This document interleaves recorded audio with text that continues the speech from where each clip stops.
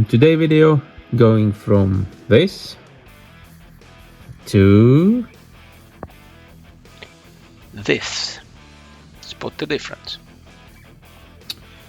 I'm waiting on a parts coming. I need to do one more thing on my Abarth, and that is to change the dials from miles per hour to kilometers per hour. And how am I gonna do that? So first I need to take out the instrument cluster, and then I'm gonna show you. So there was one Torx bolt here, and then two Torx bolts actually around behind this steering column cover, and there's some bolts that needs to be removed underneath there. So let me remove this bit. That can be removed, and I want to add 3 and 4 bolts there, and then we can remove the cluster itself. Then it's the matter just to fish it out from the inside. There's one like a clip like this behind the instrument cluster there. Now, Lancia, Fiat, Alfa Romeo. Now, we need to remove the glass. So first step to get to the instrument cluster plate was to remove the outer screws that holded the back plate together.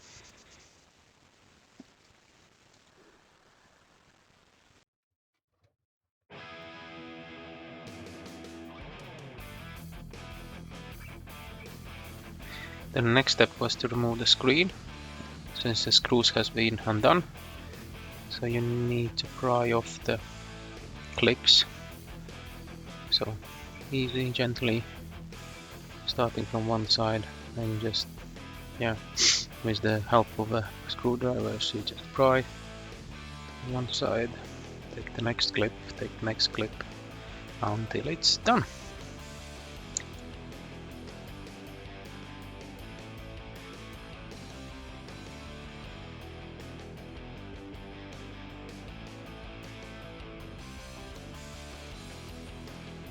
I bought my replacement plate from the company called Muman. So this is a Polish company, and they can find different gauges, not only for Fiat, Abarth, or Volvo, or Land Rover. You can take a look yourself on that page. They looked really good. The prices, I think, was very good as well, comparing to the. As if you need to replace complete instrument cluster, so of course you need to invest a bit of a time disassembling the instrument cluster, but still I think it's quite fun as well to see if, how that can be done. I'm not affiliated with them, but feel free to check the guys out if you are in need of them. Step number 3, or whichever, if you count it. Now you need to remove the back plate again, and screw 3 screws, I believe there was, and then there was also the clips on the sides that need to be pried, and then you could remove the back plate off from the instrument cluster as well. Simple as that again.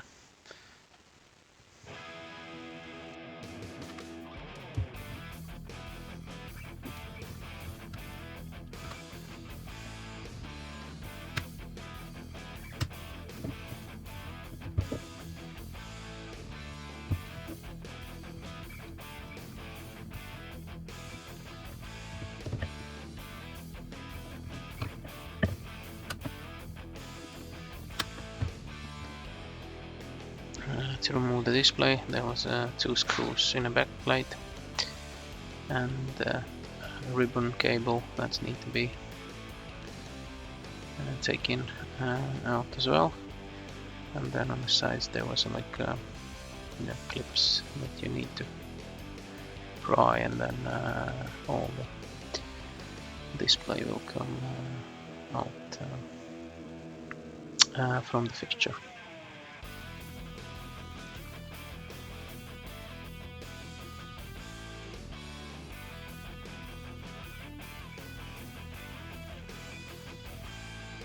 To remove the taco plate, there was again the clips behind the instrument cluster. Need to pry those, and then it will pop out. The needle was staying in the place all the time.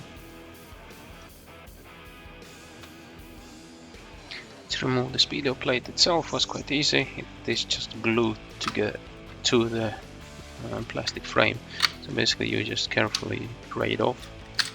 Yeah, and then it comes off just easily start from one end and just pull it away from the base and it will come off.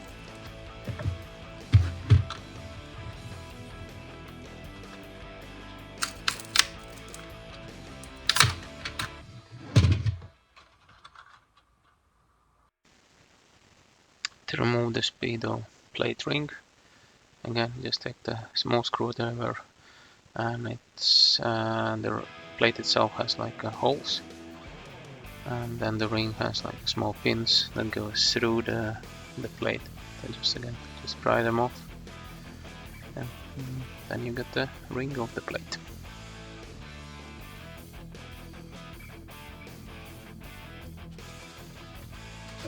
And now it's the assembly time. So we take the new and nice and shiny km/h plate and do everything in the same order or backwards order as we reassembled everything. So we put the ring pins through the plate. It was quite a bit tricky, so maybe it would be easier and better if I would redone the holes on the plate, but finally I managed to do that. But it was quite a bit of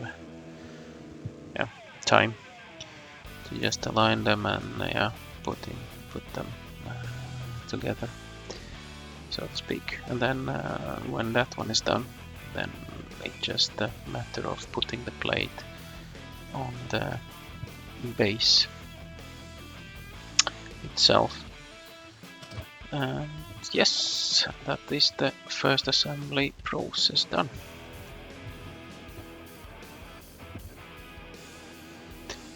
Assembly point number 9, taco plate installation.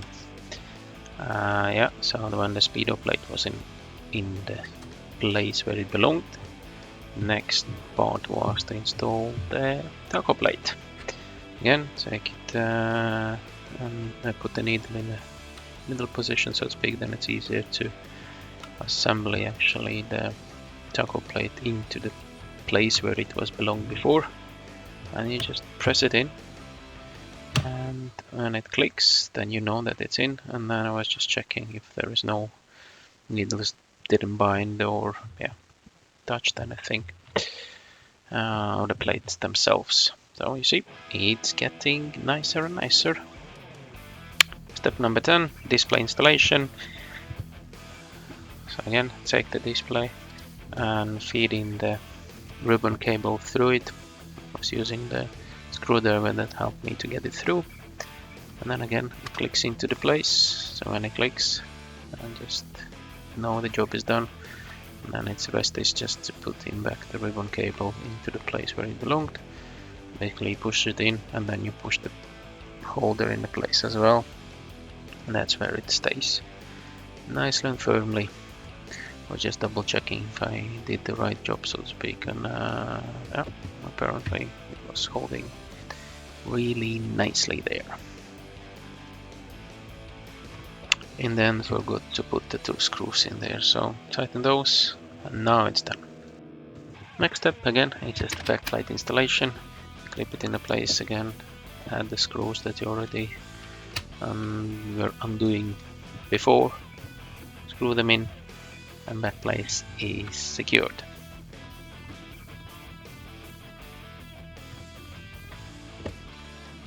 the last step to install the glass, so see if there's no dirt between them. Again, just press them on, easy as that, and then secure with the screws from behind. And what was this English saying? Bob is your uncle, right? Yeah, you're almost done. And there is one probably more step to be due before installation in the car.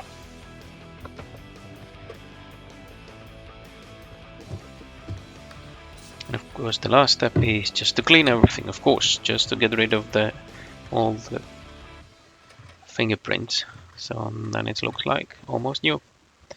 And now it's gonna be showing the speed in kilometers per hour. Perfect. Let's install in the car.